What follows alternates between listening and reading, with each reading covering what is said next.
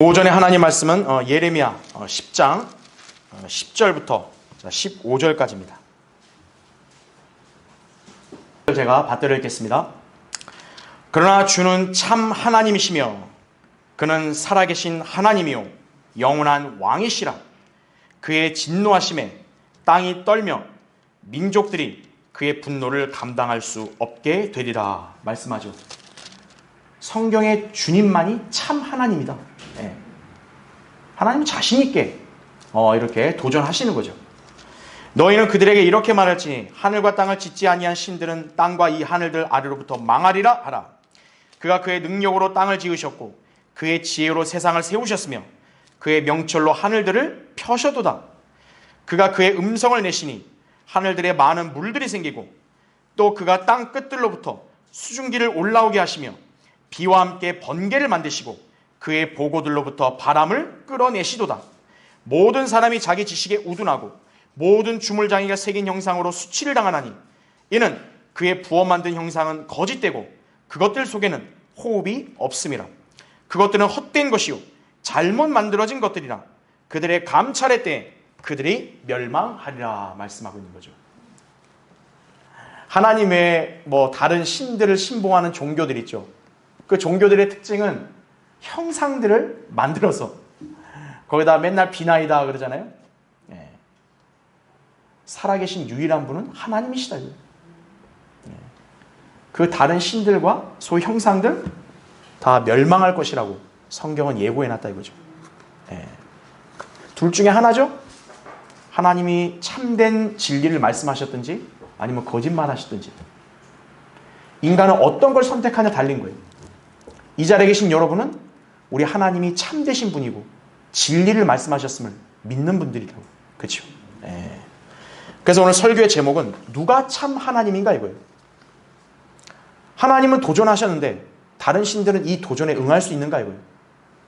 인간들은 도전에 응할 수 있을까요? 없다 이거죠. 오늘 여러분은 이 설교를 잘 들으시고 내가 믿는 성경의 주 하나님만이 유일하신 참된 분이다. 그걸 확신하셔야 합니다. 그렇죠?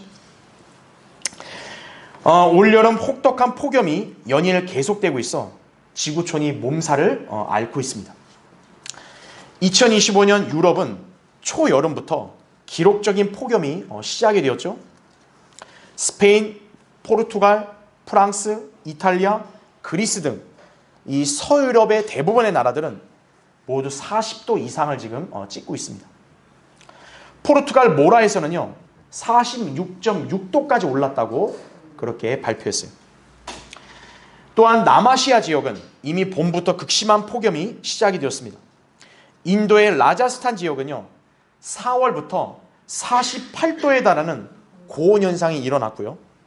파키스탄 일부 지역은 체감 온도가 50도 이상이 된다고 그렇게 알려져 있습니다. 중앙아시아도 예외가 아닌데요. 키르기스탄의 자랄라바드라는 지역은 3월 달부터 30.8도를 찍었고요. 우즈베키스탄, 타지키스탄 30도 이상 그렇게 지속된다고 합니다. 중국도 마찬가지예요. 중국은요 그 공산주의 국가라서 거짓말하기 때문에 기온 발표를 제대로 안 하는데요. 그 중국의 그 영상 올린 거를 보면요. 막 강아지도 그냥 벌쩍벌쩍 뛴다고요. 막 아스팔트 밟는 순간. 슬리퍼가 그 아스팔트 닿는 순간 녹아버릴 정도. 그 정도 더위라고요. 그래서 한 전문가 예측은 이미 45도는 훌쩍 넘었고 50도 되지 않나 그렇게 예측합니다. 중국도 그러죠. 우리나라도 그러죠. 우리나라는 그 정도까지 안 올라도 지금 30도 후반에 이런 폭염에도 굉장히 우리는 힘들어하잖아요. 그렇죠? 다른 나라에 비하면 그나마 우리는 온도가 낮은 거예요. 폭염으로 인한 사망자도 속출 중이죠. 많은 국가에서 열사병 주의보가 발령되었다는 소식도 곳곳에서 전해집니다. 특히 노약자와 야외 노동자의 피해가 집중되고 있어요. 전력 수요는 폭증을 해서 정전 사태나 물 부족 문제가 지금 심각할 것으로 전망이 되고 사막화의 진행이 빨라져 가고 있고 농업 피해나 생태계 교란이 커질 것이라는 우려를 표하고 있는 실정입니다. 이러한 비정상적 기온 패턴은 장기적 재난이 될 가능성이 있다고 전문가들은 예측을 하고 있어요. 그러니까 이게 끝난다는 게 아니에요. 장기적으로 앞으로 더 심해질 거라고 그렇게 우려하고 있는 거죠. 이런 재난이 남의 나라의 일만이 아니죠. 올해 우리가 체감하는 이 나라의 폭염도 장난이 아닙니다. 현 정부도 폭염을 재난으로 간주해서 어떻게든 피해를 줄이고자 애를 쓰고 있는데, 인간들이 아무리 발버둥을 쳐도 자연 재난을 무슨 수로 막을까요? 인간이 그토록 신뢰하는 과학과 철학, 교육이 천재지변을 정확하게 알고 대비할 수 있는 것인가요? 자, 종교들은 그럼 해답이 있는가 이거예요. 종교들은 쓸모없는 것들입니다. 천재지변에 대한 답은 이 세상과 피조물을 창조하신 하나님에게 있음을 알아야 되는 것이에요. 성경을 알고 믿는다면 이 세상처럼 어리석게 대처하지는 않을 것이라 이거예요. 지금 세상에서 벌어지는 온갖 자연재난과 이상기후 등을 보면 성경의 예언에 따라 마지막 때가 다가왔음을 짐작할 수 있습니다. 우리가 현재 겪고 있는 폭염, 앞으로 있을 대환란 때 이 땅에 남아있는 자들이 겪을 폭염과는 비교가 되지 않을 것이에요. 성경에는 이제 우리가 휴거되고 난 이후에 대환란 때는 이 지상에는 어마어마한 그런 폭염이 있을 것을 예고했어요.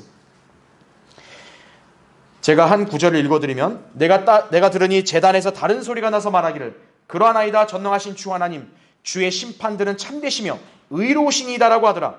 넷째 천사가 자기 호리병을 해에 쏟으니 해에게 불로 사람들을 태우는 권세가 주어지더라.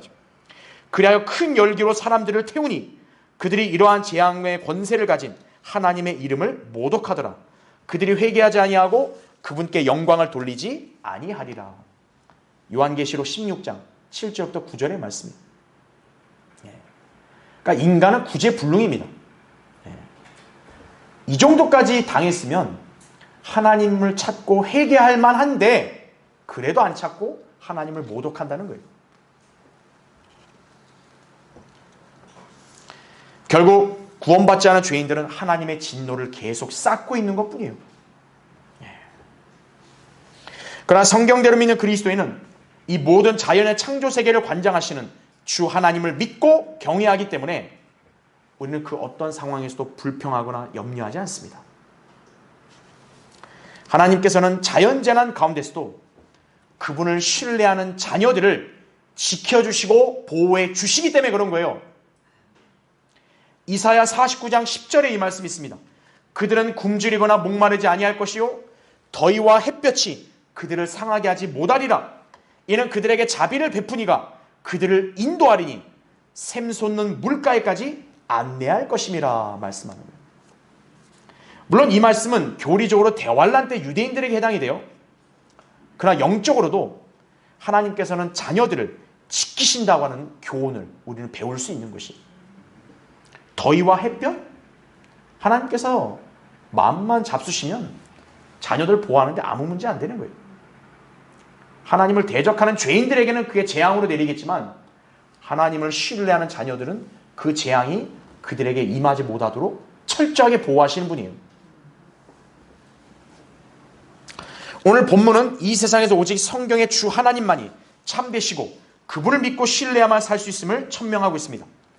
여러분도 평소에는 주님을 잘 믿고 있다고 생각하면서도 과연 자신이 믿는 주 하나님만이 전능하시고 유일하신 분이신지를 내가 온전히 신뢰하고 있는가 점검해 봐야 돼요. 그리고 여러분은 바로 내가 믿고 섬기는 나의 주 하나님은 바로 이렇게 전지전능하신 유일한 분이시라는 점을 늘 붙들고 사시는 거예요. 그래야 여러분이 주님만을 자랑할 수 있고, 그래야 여러분이 주님을 온전히 찬양하며 영광 돌리는 삶을 살 수 있기 때문에 그런 것이에요. 여러분이 믿는 하나님, 참 하나님이시라는 점 기억해야겠죠. 그렇죠? 하나님을 믿지 않는 죄인들은 희망 없어요. 그러니까 여러분은 그런 사람같이 되면 안 돼요. 그래서 오늘 설교의 주제는 하나님을 부인하는 자들의 인생은 희망이 없다요. 자, 한번 살펴보겠습니다. 첫 번째, 주는 살아계신 참 하나님이시며 영원한 왕이시라고 말씀한다 이거죠. 여러분 거기 아까 10장 거기 10절 11절 보세요. 그러나 주는 참 하나님이시며 그는 살아계신 하나님이요 영원한 왕이시라. 그의 진노하심에 땅이 떨며 민족들이 그의 분노를 감당할 수 없게 되리라.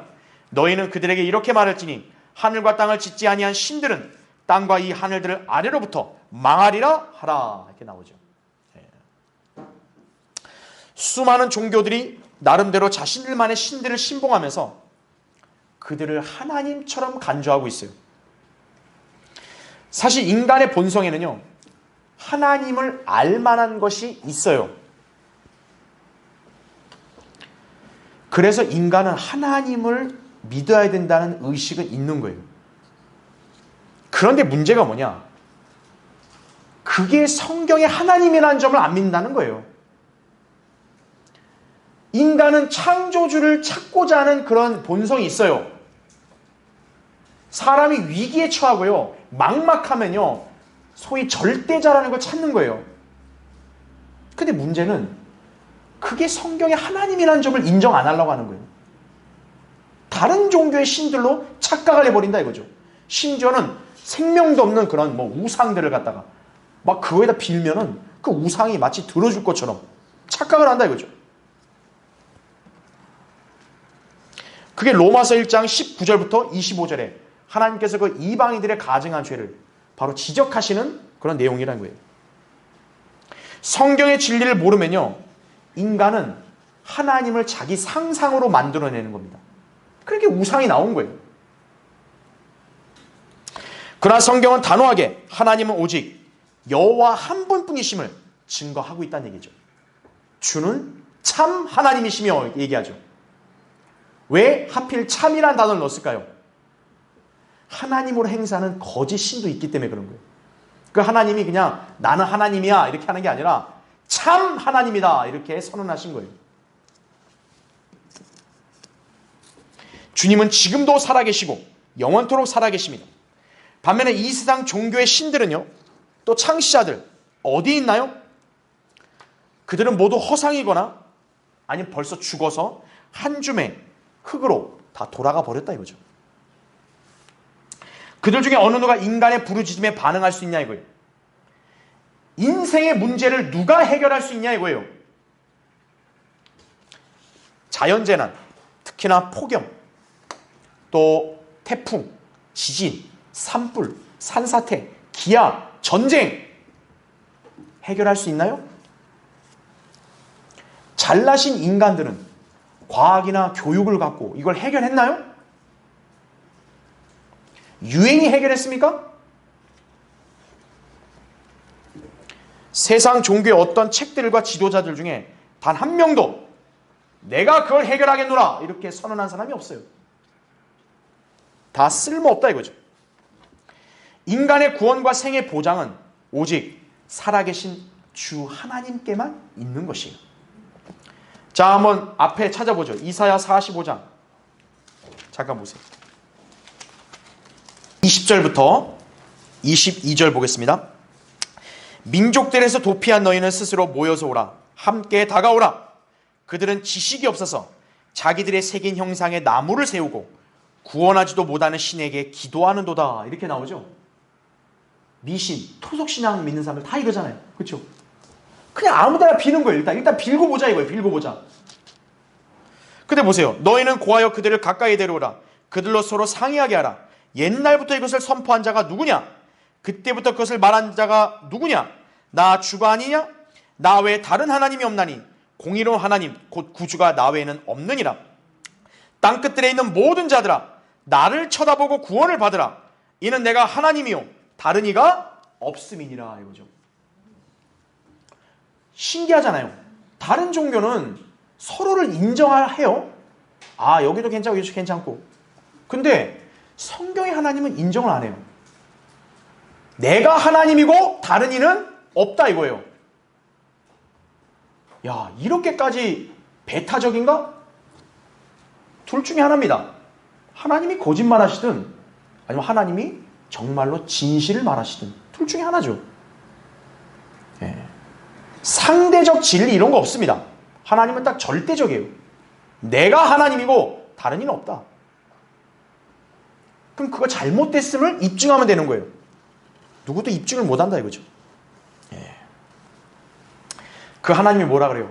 여기 땅끝에 있는 모든 자들아 나를 쳐다보고 구원받으라 이거죠. 위기, 재난이 닥쳤어요. 절체절명의 순간이에요. 그때 인간이 뭘 하라는 겁니까? 하나님을 바라보라는 거예요. 자, 이 주 하나님께서 우리 인간들을 구원하시기 위해 이 땅에 오셨습니다. 그분이 바로 주 예수 그리스도신 거예요. 왜 우리 신앙은 유대교나 카톨릭, 몰몬교, 배교한 교회들, 여호와의 증인, 안식교, 모슬렘, 그리스종교, 성공회 이런 종교들과 왜 다를까요? 그들도 나름대로 창조주 하나님을 경외한다고 하지만 그들은 창조주 하나님이신 주 예수 그리스도를 믿지 않아요. 그들도 여호와 비슷한 신을 다 부릅니다. 그러니까 사실 하나님인데 그들 나름대로 상상해서 자기들의 하나님을 만든 거예요. 근데 문제가 뭐냐? 성경의 하나님은 인류를 구원하시기 위해서 이 땅에 사람을 오셨거든요. 그분이 하나님의 아들이라고. 예수 그리스도. 그게 결정적 차이예요. 신약 시대의 주 하나님은 누굴까요? 예수 그리스도가 하나님의 아들이시고 하나님이시라고요. 요한일서 5장 20절을 잘 기억해 주세요. 또 우리가 아는 것은 하나님의 아들이 오셔서 우리에게 지각을 주셨다는 것이니 이는 우리로 참되신 그분을 알게 하려는 것이라. 우리는 참되신 그분 곧 그분의 아들 예수 그리스도 안에 있노라. 이분은 뭐라고 얘기한 줄 아세요? 참 하나님이시며 이렇게 얘기합니다. 영원한 생명이시니라. 요한일서 5장 20절 말씀. 자, 예수 그리스도를 뭐라 그래요? 참되신 그분이라 그러죠? 참 하나님이라고 말하죠. 아까 이사야 45장 우리 읽었던 인간이 쳐다봐야 될 그 하나님이 예수 그리스도라는 거예요. 예수 그리스도께서는 육신을 입고 이 땅에 오신 주 하나님이시다. 이게 경건의 신비죠. 오늘날 이 진리를 믿지 않는 자들은 모두 적그리스도의 영에 속한 자들이에요. 요한일서 4장 2절 3절에 나옵니다. 그렇게 참 하나님은 바로 우리 주 예수 그리스도이십니다. 이분이 우리의 구주요 우리의 왕이시라고요. 이것을 알고 믿는 사람이 진정한 그리스도인입니다. 진리에 무지한 채 그냥 교회만 다니는 사람들은요 결코 이 진리를 알 수가 없어요. 오늘 여러분이 이 진리를 다시 한번 정확하게 듣고 아신 거예요. 자, 예수 그리스도께서는 스스로 자신을 왕이라고도 말씀하셨습니다. 아까 우리 처음 예레미야 읽을 때도 주는 영원한 왕이라 그랬죠? 예수 그리스도도 자신을 왕이라고 그렇게 소개하셨다 이거죠. 주님이 재림하시면 지상에서 왕으로 통치하실 것이에요. 카톨릭이나 개신교회들은 지금도 아기 예수 타령하고 있는 거예요. 아기 예수. 예수님이 2000년 전에 훨씬 이전에 오셨는데 지금도 아기 예수예요. 우리 아기 예수를 기억합시다. 예수님이 다시 오실 때 또 아기로 오시는 거 아니에요. 재림하시는 예수 그리스도께서는 철장으로 다스릴 두려운 군사 독재자로 오시는 것이에요. 그때는 전 세계 누구도 다른 신들을 찾을 수 없어요. 다른 왕을 찾을 수 없어요. 예수 그리스도만이 유일한 홀로 위대한 왕으로 그렇게 등극하시고 통치하실 것이에요. 스가랴 14장 9절에 주께서는 온 땅을 치리할 왕이 되시리니 이렇게 나온다 이거죠. 그날에는 한 분 주께서 계실 것이며 그의 이름 하나만 있으리라 이거죠. 지금은 어때요? 온갖 종교의 신들이 막 다 이름이 있어요.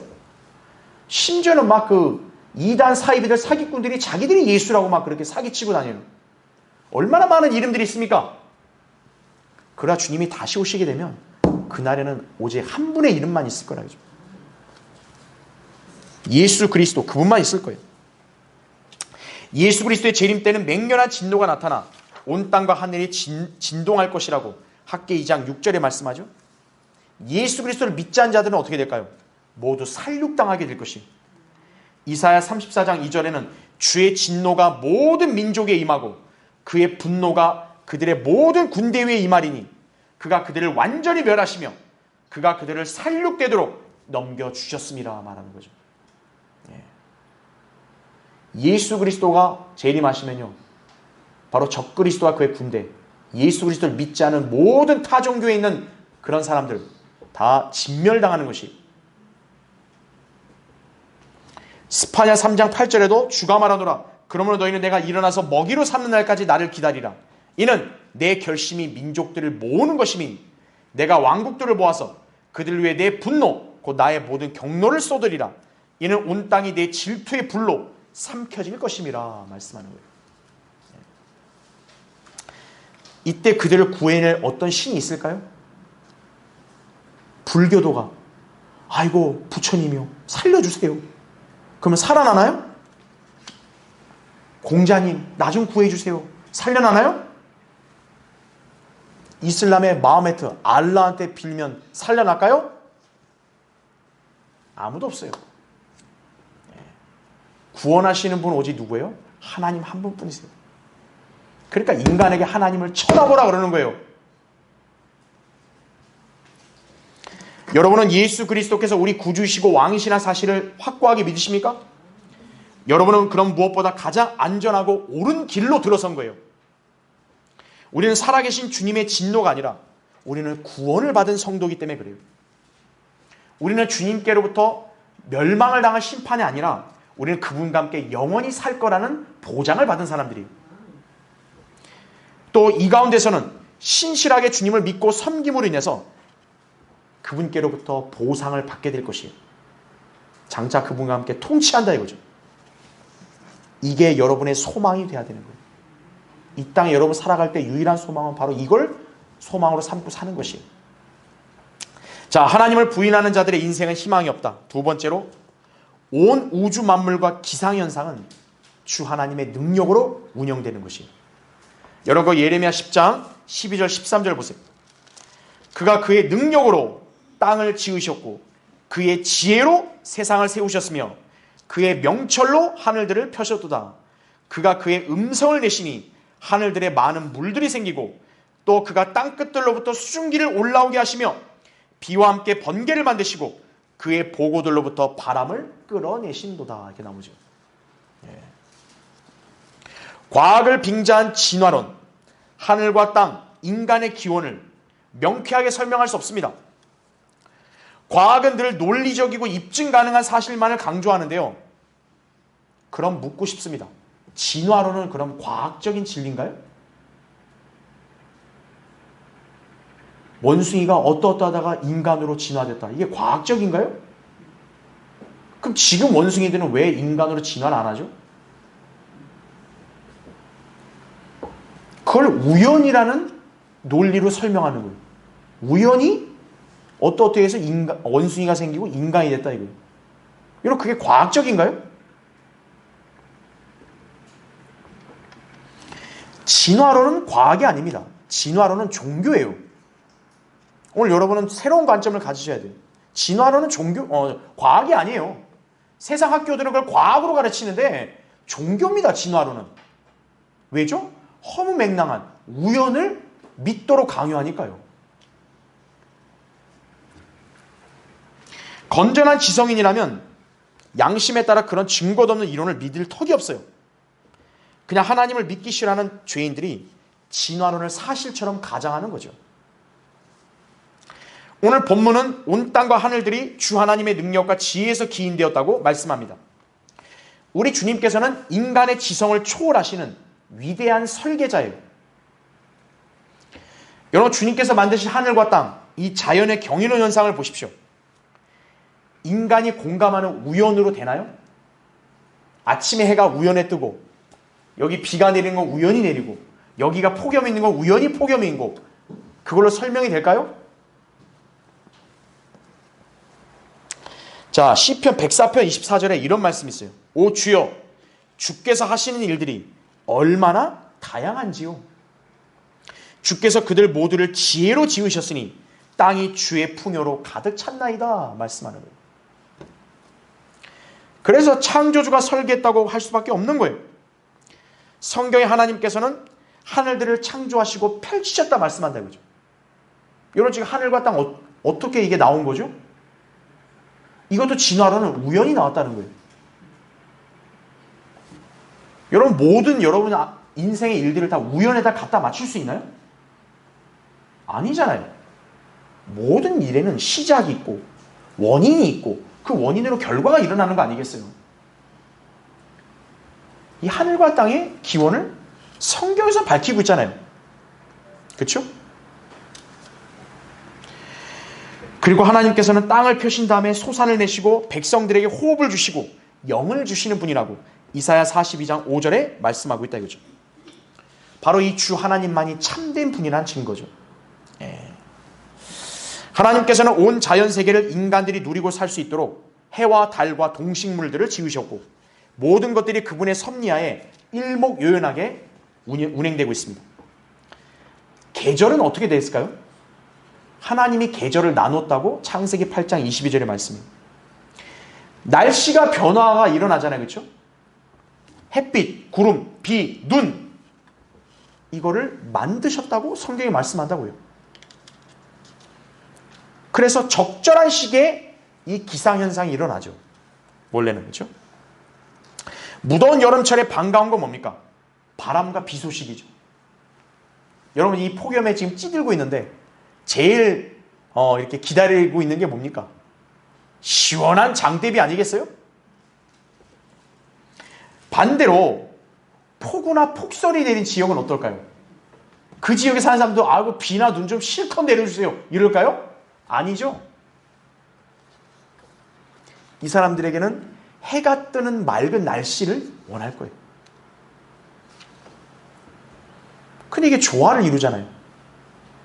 이 하나의 지구 안에서도 어떤 지역은 폭염, 어떤 지역은 폭우, 어떤 지역은 맑은 날씨. 어떻게 설명할 거냐 이거예요. 오늘 본문은 하나님의 음성으로 인해 구름과 수증기와 비와 번개가 생성된다고 기록되어 있어요. 과학적이죠? 하나님께서 그거를 다 만드신다고 말씀하셨다 이거죠. 자, 한번 찾아보죠. 욥기 37장 보세요. 자, 거기 37장 6절에요. 그분이 눈에게 말씀하시기를 너는 땅에 있으라 하시며 작은 비와 그의 힘을 보여주는 큰 비에게도 이같이 하시느니라 말씀하는 거죠. 지금 눈과 비한테 누가 말하고 있어요? 하나님이 말하고 계신 거예요. 자, 9절을 보세요. 이제 좀 내려와서 9절. 남쪽에서는 회오리 바람이 불어오고 북쪽에서는 찬바람이 불어오리라. 하나님의 입김으로 인하여 서리가 내리고 물의 너비가 줄어드는도다. 그분은 또한 물을 대심으로 두꺼운 구름에 짐을 지우시며 그의 빛나는 구름을 흩으시는도다. 구름은 그분의 계획에 따라 돌아다니니 이는 그것들로 그분이 명령하신 것은 무엇이나 땅에 있는 세상의 표면에서 이루게 하려 함이라. 이렇게 말씀하죠. 구름이 그냥 우연히 움직여요? 그분의 명령으로 움직인다고 나오는 거죠. 지시를 따르는 거예요. 서리가 어떻게 생겨요? 하나님의 입김. 그러니까 우리 인간은 어때요? 하면 김이 세잖아요. 그렇죠? 자, 38장 그 다음 장에 있는 38장 26절부터 29절 보세요. 사람 없는 땅에 비를 내리게 하고 사람 없는 광야에 비를 내리게 하며 누가 황량하고 황폐한 땅을 적셔주며 연한 풀에서 싹이 돋아나게 하느냐? 비에게 아비가 있느냐? 이슬 방울은 누가 낳았느냐? 얼음은 누구의 태에서 나왔느냐? 하늘의 하얀 서리는 누가 낳았느냐? 말씀하고 있죠. 자, 여기 질문인데 이미 우린 답을 알아요. 바로 그게 누굽니까? 주 하나님이시죠. 우연이라는 것은 하나도 없어요. 날씨가 보니까. 그렇죠? 하나님의 명령에 따라 지금 이게 조성되는구나. 그래서 감지할 수 있죠. 그렇기 때문에 어떻습니까? 날씨로 고통받고 있는 사람들은 날씨를 관장하시는 하나님을 찾아야 되는 거예요. 지금 유럽에서는 폭염으로 인한 인명피해가 심각한 수준에 이르고 있습니다. 런던에 있는 위생열대의학대학원이라는 곳이 있어요. 여기 한 통계학자에 따르면 유럽을 덮친 이 폭염으로 인해서 불과 나흘 만에 4,500명이 넘는 초가 사망자가 발생한 것으로 그렇게 추산된다고 합니다. 한편 그리스는 어떨까요? 산불이 수도 아테네 인근 해안 마을들을 덮쳐서 비상사태가 선포가 되었고요. 튀르키예에서는 또 대규모 산불이 일어나서 5만 명 이상이 긴급 대피했다고 합니다. 중국에서는 주요 도시들의 낮 최고 기온이 35에서 39도를 기록했다고 하는데 이건 중국 발표이기 때문에 믿을 수 없어요. 예. 저의 예상으로는 한 45, 6도는 넘었어요. 멀찍이. 근데 오죽하면 개가 실신하는 그 영상도 올랐다니까요. 개가 이게 죽었는지 움직이질 못해요. 그 주인 놀래가지고 막 개 막 찬물 뿌려주고 있다니까요. 그 정도 더위예요. 또한 쌀 재배 지역의 흉작, 대정전이 발생될 우려가 제기되고 있다고 지금 전해져요. 일본은 어떤가요? 6월 월 평균 기온이 역대 최고치를 기록하고 주변 해역의 수온 상승까지 동반돼서 생태계 교란의 위험성을 높이고 있는 실정이라고 일본 당국이 또 발표했다 이거죠. 러시아는 어떤가요? 지금 북극의 얼음이 녹고 있죠. 빙하가. 국내 상황도 심각하죠. 지난 6월 25일 질병관리청에 따르면요. 5월 15일부터 가동된 이 응급실 감시책으로 집계된 온열 질환자 수가요. 최근까지 2,103명으로 집계가 된 거예요. 우리나라도 2,100명 이상의 온열 환자가 생긴 거예요. 특히 어르신들은 주의해야 돼요. 예. 특히 강릉은 지금 너무 비가 내리지 않아 가뭄이 극심한 상태죠. 무더위에 갈수록 지쳐가는 건 물론이고 가장 심각한 물 부족 사태를 겪고 있다 이거죠. 단수를 해야 되니 말아야 되니 고심하고 있는 실정이에요. 오봉댐은 바닥이 보일 정도로 말라가고 있어요. 도대체 강릉에서 그토록 자랑하는 미신과 종교는 왜 비를 못 내리고 있냐고요. 부적도 잘 붙이는데 부적도 한번 붙여보죠. 오봉댐에다가. 뭔수를 써봐야 되지 않나요? 인간이 할 게 없어요. 이거 부적도 안 되네? 이거죠. 그럼 뭘 해야 될까, 인간이요? 하나님을 찾아야죠. 근데 그거는 안 하는 거예요. 아이, 집어쳐. 얘기하지 마. 어디서 감히 그런 얘기를 해, 교회 얘기를. 하지도 마. 다른 거 다 안 되면, 그럼 이제 하나님을 찾아야 될 거 아니에요? 아이, 쓸데없는 소리. 하지 마. 그거죠. 저 산에 있는 절간 가서 공양 좀 하고 올게요. 그래. 잘하고 와? 복 받을 수 있게 좀 하고 잘 빌고 와? 근데 저 성경에 하나님 좀 믿겠습니다. 무슨 소리 절대 하지 마. 왜 그러죠? 인간들은 마귀의 관장 아래 있는 거예요, 지금요. 세상이 마귀가 관장하고 있는 거예요. 자, 우리에게도 이 폭염을 가시게 할 비가 간절한 상황이죠? 대부분 사람들은 자연이 비를 내린다고 착각하는 거예요. 하나님을 진노케 하는 발상이죠. 우리만큼은 어때야 돼요? 자연세계와 기후를 관장하시는 하나님만을 신뢰할 수 있어야 되는 거예요. 여러분이 뭘 바라보십니까? 안절부절 못하겠습니까? 그럴 때일수록 여러분 차분하게 성경으로 와서 하나님의 약속을 다시금 상기하고 붙드는 거예요. 그리고 주님을 쳐다보는 거예요. 그게 정답입니다.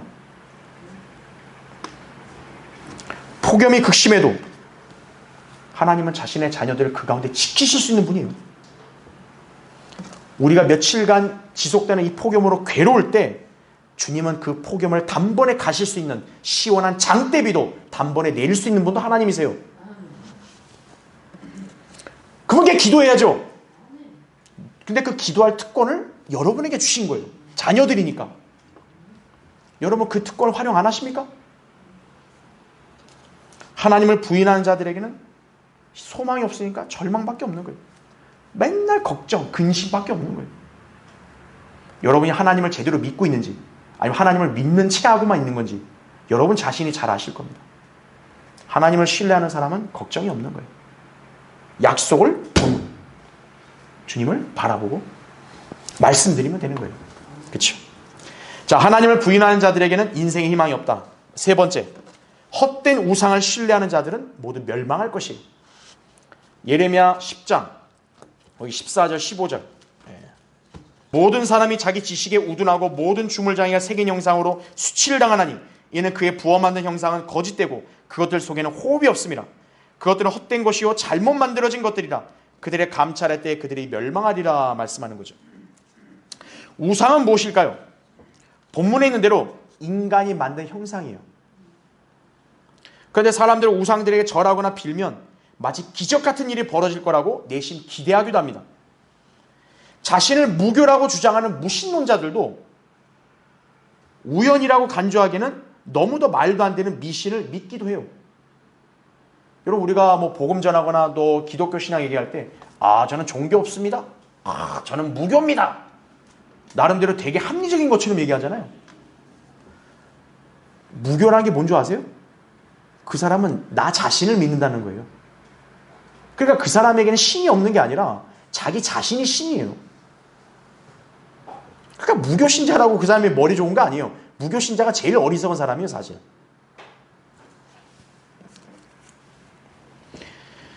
겉으로는 이성적이고 똑똑한 체 하는데 어쩔 때는 어때요?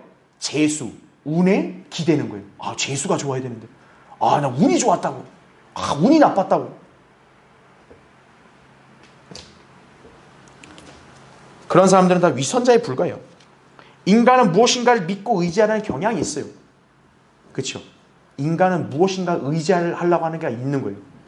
그게 돈인지, 건강인지, 권력인지, 종교인지, 또 학문인지 그게 다를 뿐이죠. 인간은 무엇이든 의지하고 붙들고 싶어 하는 게 있는 거예요.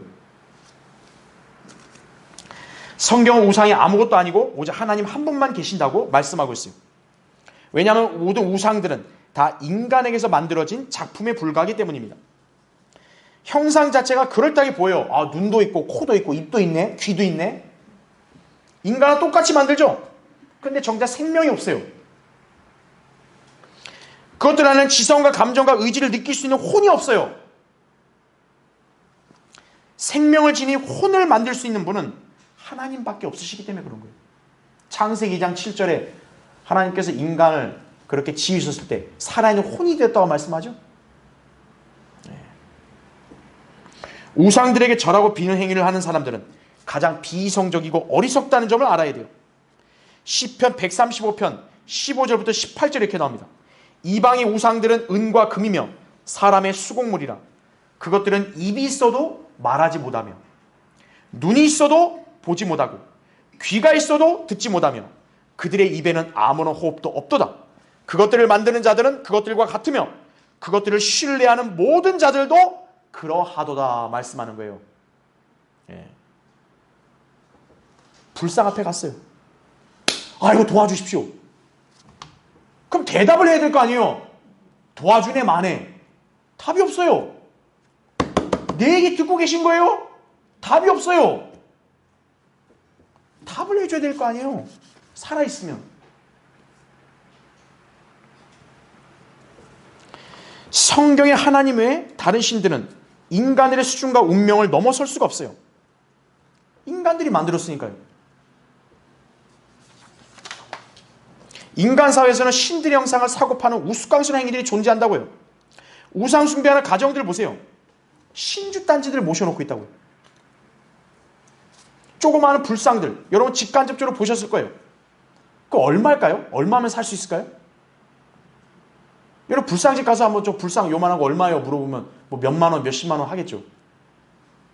아니 신이 고작 몇십만 원이에요? 여기 강릉에 오는 거 보면 막 돌상 만든 데 있거든요. 사람들 막 그거 빈다고 할 거 아니에요. 그거 돈 주고 살 거 아니에요. 그렇죠? 내가 빌어야 될 신 이거 필요하다. 얼마예요? 얼마? 돈 주고. 신을 돈 주고 사온 거예요? 안타깝다 이거죠. 그러면 그 형상들을 만든 사람들 뭘까요? 돈 버는 거죠. 이거 집에 모셔놓으면 영험합니다? 얼마예요? 얼마요? 딱 받는 거죠. 돈. 아니 어떻게 인간의 돈으로 신이 거래가 될까? 여러분 그게 이성적입니까? 사도 바울이 소아시아에서 복음을 전할 때요. 당시 아시아 지역들에는 우상들을 만들어 파는 은세 공장이들이 있었어요. 여러분 한번 찾아보죠. 사도행전 19장 보세요.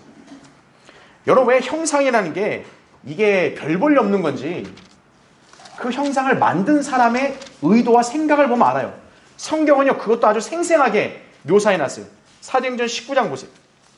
그 23절 보세요.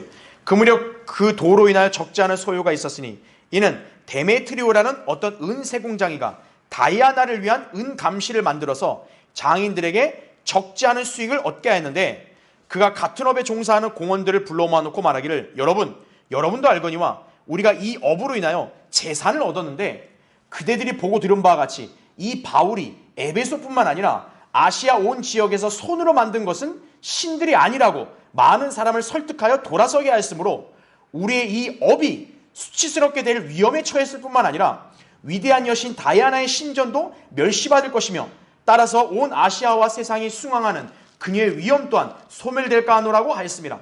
그들이 그 말을 듣고 분노로 가득 차서 소리질러 말하기를, 에베소인의 다이아나는 위대하도다라고 하더라. 이렇게 얘기하죠. 여러분 감이 오세요? 장사꾼들이 난리가 났어요. 이거 형상 만들어 팔아서 막 돈 벌고 이랬는데, 갑자기 바울이라는 인간이 나타나서 이거 신 아니라고 매출이 줄었대요. 그러니까 어때요? 안 되겠다. 바울을 몰아내자. 그럼 왜 사람들이 이 형상을 가져야 되죠? 만든 사람이 돈 벌어야 되니까. 여기서 설명하죠. 네. 이게 형상의 실체다 이거죠. 헛된 우상들을 신뢰하는 자들은 모두 구원받지 않고 성경을 무시하는 마귀의 자녀들이에요. 이 시대는 오직 주 예수 그리스도를 자신의 구주로 신뢰하고 그분께서 행하신 구원 계획을 믿어야만 하나님의 아들들로 거듭날 수 있는 거예요. 하나님의 자녀가 되는 거예요. 네. 과거에 어떤 삶을 살았다, 내가 어떤 종교를 가졌다, 하나님은 그걸 따지지 않아요. 지금 이 순간 죄인인 걸 시인하고 예수 그리스도가 내 죄값을 치르려고 십자가에서 대신 피 흘려 죽으시고 부활하셨다 이거. 나를 구해주신 분이라고 난 믿습니다. 그럼 그걸로 끝이에요. 하나님이 그 즉시로 구원해 주시고 자녀로 삼아 주시는 거예요. 그걸 알아야 된다 이거죠. 그렇죠? 네. 이 복음을 무시하고 자기 멋대로 형상들을 선택하여 숭배하거나 종교를 신봉하거나 심지어 교회를 형식적으로 다녀도 모두 영원한 멸망으로 들어갈 것이다 이거죠. 계시록 21장 8절에 나온 게 그거잖아요. 두려워하는 자들, 믿지 아니하는 자들, 가증스러운 자들, 살인자들, 마술하는 자들, 우상 숭배하는 자들, 거짓말하는 자들, 불과 유황이 타는 못에 참여한다 이거. 다 지옥 가는 거예요. 성경에 하나님을 모르고 헛된 우상들을 만들어 신봉하는 자들은 지식이 없는 우둔한 자들이. 왜 그렇게 됐을까요? 마음과 귀와 눈이 닫혀 있어서 진리를 깨닫지 못했기 때문이에요. 하나님에 대한 지식을 찾으려는 관심과 열의도 없다는 거죠. 주님이 없이 자기 멋대로 형상이나 종교를 골라 신봉하는 죄인들의 인생은 비참한 것이, 여러분이 복음의 진리를 알고 믿어서 구원받은 사실만큼 더 소중한 거 없어요. 바른 성경의 가치를 알고 이렇게 올바른 믿음 생활하고 영혼을 준비하는 그리스도인으로 산다는 것이 얼마나 행복한 일인지를 꼭 기억하셔야 돼요.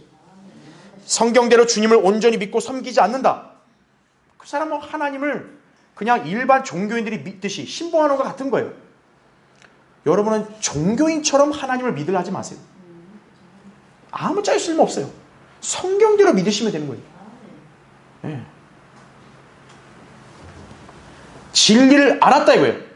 그럼 여러분은 나의 하나님이 위대하시고 나의 하나님은 모든 것을 가능케 하시는 능력을 가진 전능하신 분이라는 점을 확신하고 사시는 거예요. 그렇죠? 자, 결론을 맺겠습니다.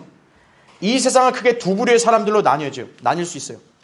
바로 성경을 믿고 하나님을 올바로 알고 섬기는 그리스도인들, 반대로 성경을 무시한 채 자기가 원하는 대로 신들을 부르고 신봉하는 사람들이. 자, 교회를 다니는 사람은, 그냥 교회만 다니는 사람은 참된 그리스도인을 인정받을 수 있을까요? 안타깝지만 아니에요. 성경대로 예수 그리스도를 구주로 믿어 구원받고 바른 성경의 진리로 양육을 받아 그분을 섬기는 삶을 살 때 하나님이 참된 자녀로 인정해 주시는 거예요. 참 하나님 믿는 신앙인, 제 아무리 대형교회를 다니고 예배의식에 다 쫓아다녀도요, 하나님 보실 때 우상 숭배자에 불과한 거예요. 하나님을 미신처럼 믿으면 안 돼요. 여러분, 하나님을 성경대로 믿어야죠. 이 시대에 참 하나님을 증거할 수 있는 사람은 우리밖에 없어요. 성경대로 믿는 우리 그리스도인들의 구주이시고 왕이신 분, 바로 우리 주 예수 그리스도만이 유일한 왕이시다. 여러분, 오늘 그 점만 명심하시면 돼요. 그분이 하신 말씀이 우리 손 안에 있어요. 이 말씀을 온전히 믿는 사람만이 인생을 가장 잘 사는 것이에요. 여러분은 세상에서 일어나는 온갖 사건, 사고들, 재난들에 대해서 성경적 안목으로 분별하고 주님의 섭리적인 손길을 믿을 수 있어야 돼요. 아, 세상에 왜 이런 어려운 일이 있을까? 하나님이 계시긴 한 걸까? 그런 말하면 안 된다 이거죠. 세상의 모든 일들은 하나님이 말씀한 대로 결국 흘러가는 거예요. 여러분 하나님의 말씀에 여러분 자신을 의탁하고 사는 것뿐이에요. 그렇죠? 그러면 하나님께서는 그런 여러분을 돌보시고 여러분의 기도에 응답하신다 이거죠. 그렇게 사는 사람이 세상에서 가장 행복한 사람 아니겠어요? 걱정, 근심 없고 부족한 거 없고 내 사후의 생은 영원히 보장을 받았고 이 지상에서 어떤 위험에 닥쳐도 나는 부르짖을 수 있는 분이 계시고 나를 도울 수 있는 분이 계시고 그럼 더 이상 뭐 필요한 게 없죠. 그렇죠? 이런 특권과 영예를 항상 기억하고 참 하나님이신 그분을 온전히 찬양하고 영화롭게 드리는 삶을 살기를 바랍니다. 자, 기도하겠습니다. 네.